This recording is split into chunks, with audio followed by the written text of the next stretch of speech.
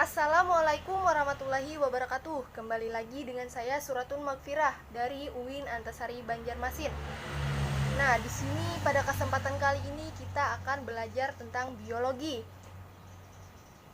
Tapi terlebih dahulu Ibu ingin mengetahui kabar kalian dulu. Bagaimana kabar kalian hari ini? Alhamdulillah semua sehat ya, walaupun dalam keadaan seperti ini. Gak apa-apa, kita tetap bisa menjalankan proses belajar mengajar seperti semestinya. Nah, kalian tetap semangat kan? Iya, selalu semangat ya. Siapkan diri kalian untuk menerima materi pada hari ini. Nah, di sini Ibu ingin bertanya dulu kepada kalian. Apakah kalian tahu struktur terkecil yang menyusun makhluk hidup? Ada yang tahu? Iya, benar sekali, sel. Nah, berkaitan dengan sel, hari ini kita akan belajar tentang sel, yaitu tentang konsep sel dan struktur sel. Tujuan pembelajaran kita pada hari ini agar setelah mengikuti proses pembelajaran, peserta didik mampu menjelaskan komponen kimiawi penyusun sel. Peserta didik mampu menjelaskan struktur dan fungsi bagian-bagian dari sel, serta diharapkan peserta didik mampu menjelaskan kegiatan sel sebagai unit struktural dan fungsional suatu makhluk hidup. Baiklah. Ibu ingin bertanya lagi. Apa itu sel?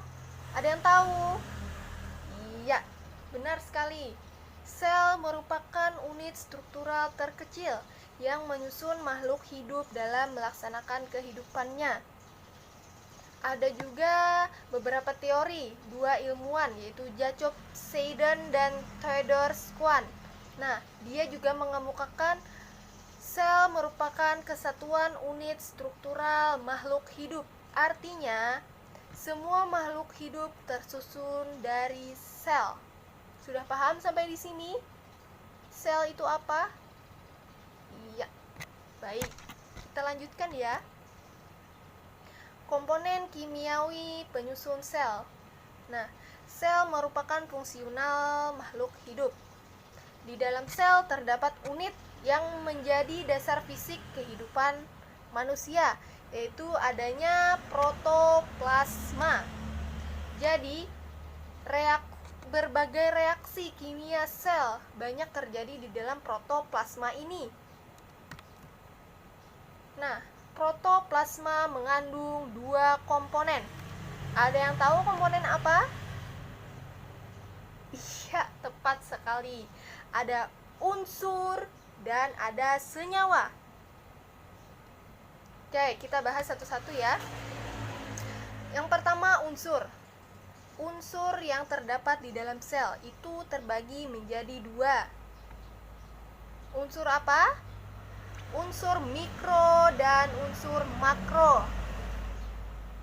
Unsur mikro yaitu yang ditemukan dalam jumlah yang sedikit, sedangkan makro ditemukan dalam jumlah banyak. Bisa sudah membedakan? Kalaunya mikro itu dalam jumlah sedikit, kalaunya makro itu dalam jumlah besar. Sudah bisa dipahami? Iya. Baik.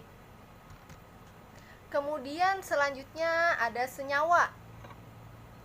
Senyawa secara garis besar terbagi lagi menjadi dua, yaitu ada senyawa organik dan senyawa anorganik. Senyawa organik ada yang tahu apa-apa saja? Ya, ada berupa karbohidrat, ada lemak, ada protein. Sedangkan anorganik? Iya, ada air, ada gas, dan ada garam-garam mineral. Kita bahas satu persatu. Senyawa organik, kan tadi ada karbohidrat. Karbohidrat untuk apa fungsinya? Ya, sebagai sumber energi bagi sel. Sedangkan protein sebagai polimer dari asam amino. Ingat ya, sebagai polimer. Yang ketiga, apa? Iya, benar sekali. Protein sebagai sumber cadangan bagi sel. Iya, benar sekali kamu menjawab tadi. Selanjutnya ada senyawa organik. Tadi ada air. Air sebagai apa? Sebagai media berlangsungnya reaksi-reaksi kimia di dalam sel. Garam mineral sebagai mempertahankan tekanan osmosis dan mengatur keseimbangan asam dan basa. Yang ketiga, gas. Ya, gas itu bisa adanya CO2, oksigen, dan gas amino. Selanjutnya, kita akan membahas tentang struktur dan fungsi bagian sel. Sel secara garis besar jenisnya terbagi menjadi dua. Ya, benar sekali, dua. Ada prokariotik dan eukariotik. Ada tahu nggak sih bedanya apa? Prokariotik dan eukariotik? Belum tahu ya? Jadi, prokariotik merupakan sel yang tidak memiliki membran inti dan membran dalam. Sedangkan eukariotik merupakan sel yang memiliki membran inti dan membran dalam. Sudah tahu bedanya? Eukariotik memiliki membran dalam serta membran inti, sedangkan prokariotik tidak memiliki membran inti serta membran dalam. Sudah bisa kan membedakan? Oke, kita lanjut. Tetap semangat ya. Kita akan membahas bagian-bagian dari sel prokariotik. Yang pertama ada dinding sel. Nah, di sini kalian bisa lihat gambarnya, ada bagian-bagian dari sel prokariotik. Di situ ada dinding sel. Nah, dinding sel ini tersusun atas peptidoglykan, lipid, dan protein yang berfungsi untuk melindungi dan memberi bentuk tubuh yang tetap. Jadi, bisa kalian lihat kan gambarnya di sini ada sel bakteri. Contohnya kita ambil sel bakteri. Ini di sana ada yang menunjukkan panah dinding sel. Nah, dinding sel itu memberi bentuk tubuh yang tetap untuk selnya. Bisa lihat jelas? Iya. Sudah paham? Sudah ya. Yang kedua ada membran sel. Membran sel ini tersusun atas molekul lipid dan protein. Membran ini berfungsi melindungi sel terhadap lingkungan sekitarnya. Sudah dapat dipahami? Ya. Selanjutnya yang ketiga ada sitoplasma. Bisa kalian lihat gambarnya? Nah, sitoplasma itu tersusun dari air, protein, lipid, mineral, dan enzim-enzim. Berfungsi untuk mencerna makanan secara intraseluler dan untuk melakukan proses metabolisme sel seperti anabolisme dan katabolisme. Selanjutnya ada ribosom. Merupakan organel yang sangat kecil, bisa dilihat sangat kecil kan? Nah, dia hanya berdiameter antara 15 sampai 20 mikrometer. Apa sih fungsinya? Ada yang tahu? Dia berfungsi sebagai tempat berlangsungnya sintesis protein. Selanjutnya ada DNA. Nah, DNA ini tersusun atas gula deoksiribosa, fosfat, dan basa-basa nitrogen. Fungsinya apa? Fungsinya DNA adalah sebagai pembawa informasi genetik yang akan diwariskan kepada keturunannya.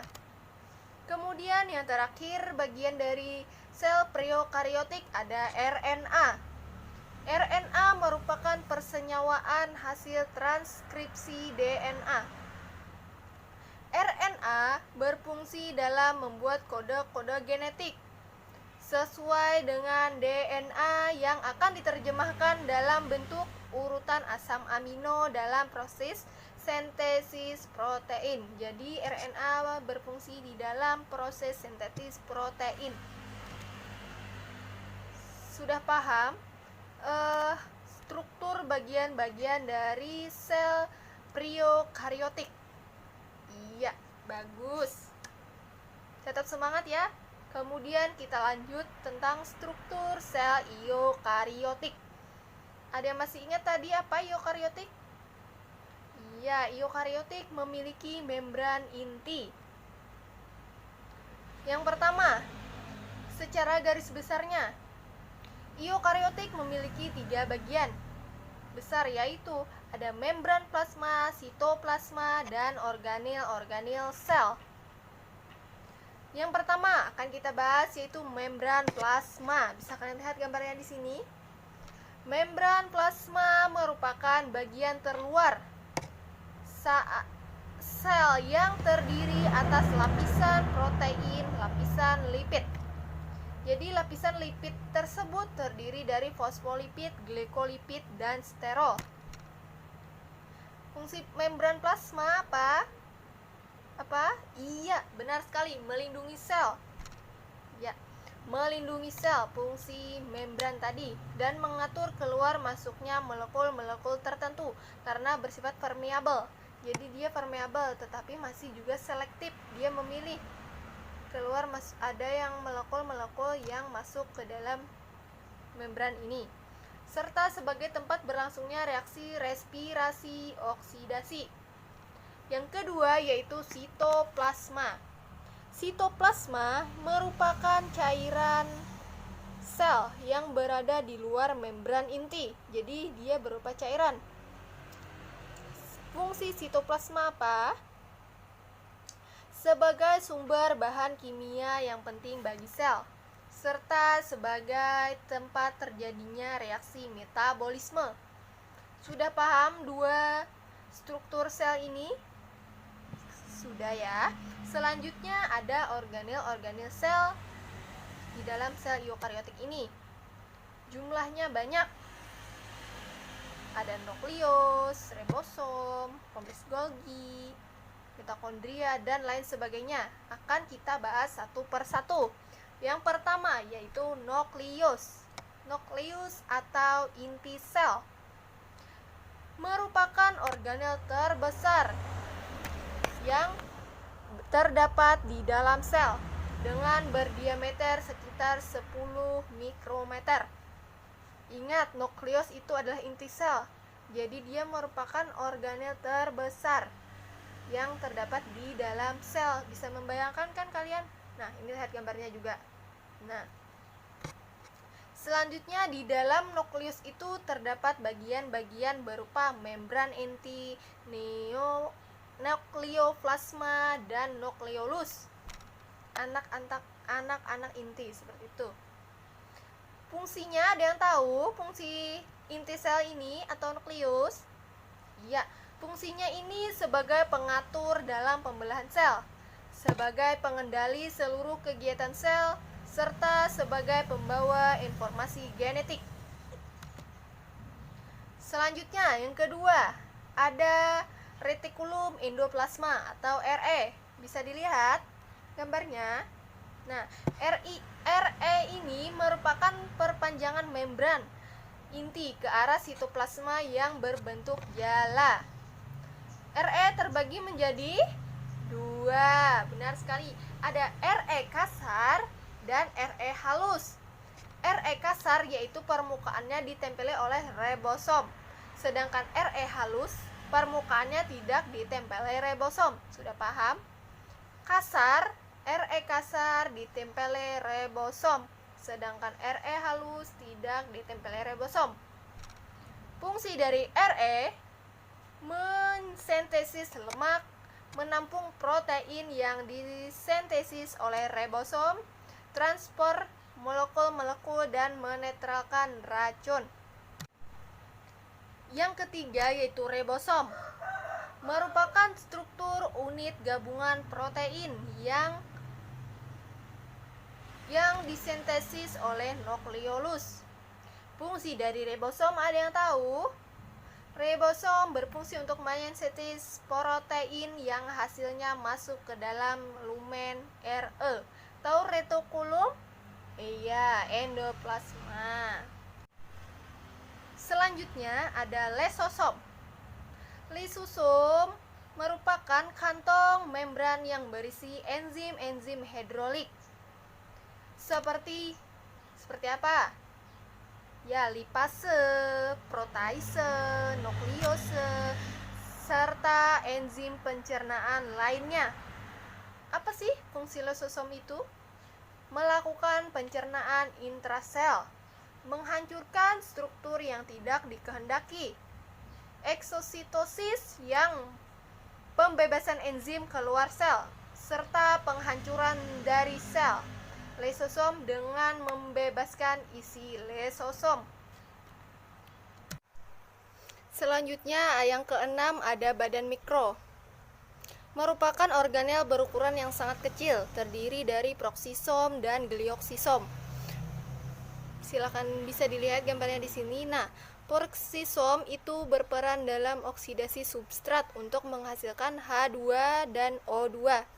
Sedangkan glioksisom berperan dalam metabolisme asam lemak untuk menghasilkan energi dan sebagai terjadinya siklus glioksilat. Selanjutnya, yang ketujuh, mitokondria. Ada yang tahu mitokondria apa?